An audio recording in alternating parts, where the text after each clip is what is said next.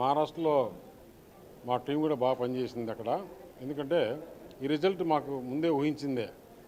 కాకపోతే మేము అనుకున్న దానికన్నా కొంచెం ఎక్కువ వచ్చినాయి. కానీ ఎప్పుడైతే వికసిత్ భారత్లో ప్రధానమంత్రి గారు చేస్తున్నారో దేశ ప్రజలంతా చూస్తున్నారు.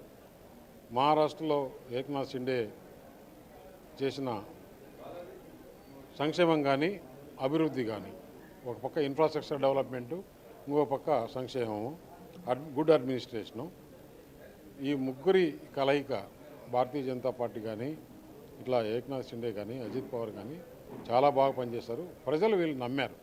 వీళ్ళైతేనే మనకు ఇప్పుడు మహారాష్ట్రలో మంచి జరుగుతుంది, మహారాష్ట్రలో ఏ డెవలప్మెంట్ చేయాలన్నా కానీ ఈ కాంబినేషన్ బాగుందని ప్రజలు తెలుసుకొని, అందులోనూ ఉమెన్కు ముఖ్యంగా ఈ మధ్యనే ఒక్కొక్క ఉమెన్కి 2,000 రూపాయల పథకం కూడా బాగా పనిచేస్తుందని గుర్తించు. ముఖ్యంగా అన్నిటికన్నా మన ప్రధానమంత్రి నరేంద్ర మోడీ గారిపై నమ్మకంతో ప్రజలు అక్కడ మంచి భారీ మెజార్టీ గెలిపించారు.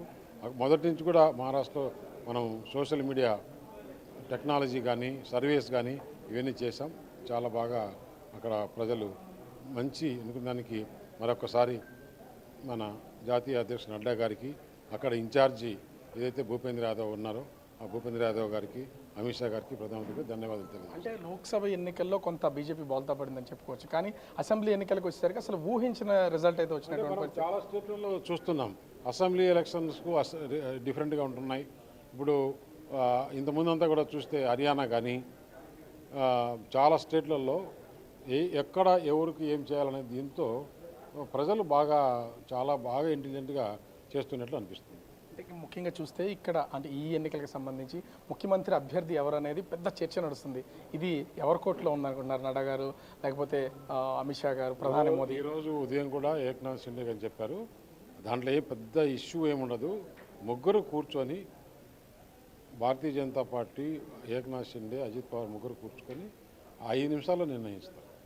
శివసేన ఎంపీ సంజయ్ రావుతో కామెంట్ చేశారు ట్విట్టర్ ద్వారా, ఇది ట్యాంపరింగ్ అయ్యింది, అసలు అటు శివసేనకి ఇన్ని సీట్లు ఎలా వస్తాయి, అజిత్ పవార్కి పోటీ చేసిన అన్ని సీట్లు ఎలా వస్తాయి అనేది ఒక కామెంట్ చేశారు. ఏమంటారు? ఏ ఎలక్షన్లో కూడా ఓడిన పార్టీది కాకుండా వేరేది ఏమైనా చెప్పిందా? మన జగన్మోహన్ రెడ్డి అదే చెప్పాడు, ఇక్కడ చెప్పాడు. అట్లా అంటే జార్ఖండ్ ఎందుకు పోటుకోవాలి? జార్ఖండ్ పోటుకోవాల్సిన అవసరం లేదు కదా. ఇవన్నీ కరెక్ట్ కాదు. ఎందుకంటే ఓడిపోయిన వాళ్ళకి ఏమీ చెప్పుకునే దానికి లేక ఇది చెప్పుకోవాల్సి వస్తుంది. రేపు 29న ప్రధాని ఇక్కడికి వస్తున్నారని ఒక సమాచారం ఉంది. దానికి సంబంధించి ఏంటి ఏర్పాట్లు, ఏం చేయబోతున్నారు? ప్రధానమంత్రి గారు 29వ తారీఖు 4 గంటలకు వస్తున్నారు.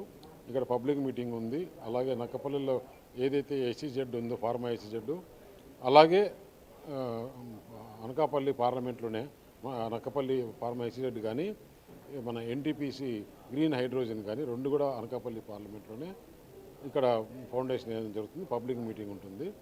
ఆంధ్ర యూనివర్సిటీలో పెట్టడం, ఎందుకంటే లాజిస్టిక్ ఆ మీటింగ్ అయిన తర్వాత ప్రధానమంత్రి వెంటనే ఎయిర్పోర్ట్కి వెళ్ళాలి కాబట్టి ఇక్కడైతే హెలికాప్టర్ దానికి ప్రాబ్లం అవుతుందని విశాఖపట్నంలో ఈ మీటింగ్ ఏర్పాటు చేయడం.